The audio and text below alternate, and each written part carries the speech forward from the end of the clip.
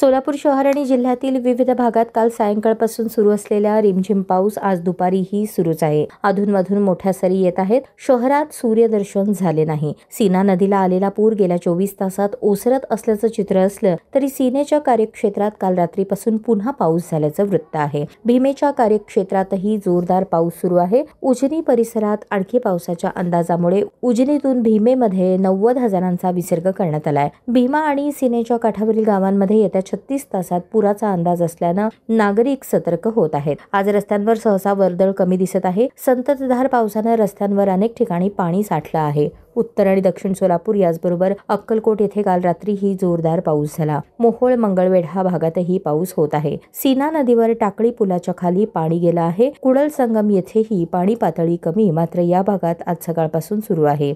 होडगी परिसरात सुरू असलेल्या पावसानं होडगी तलावाचं पाणी रस्त्यावर आलं आहे. परिणामतः रस्ता बंद करण्यात आलाय. पुणे, हैदराबाद, विजयपूर, कोल्हापूर, अक्कलकोटकडे सोलापुरातून जाणारे रस्ते वाहतुकीसाठी सध्या तरी सुरू आहेत.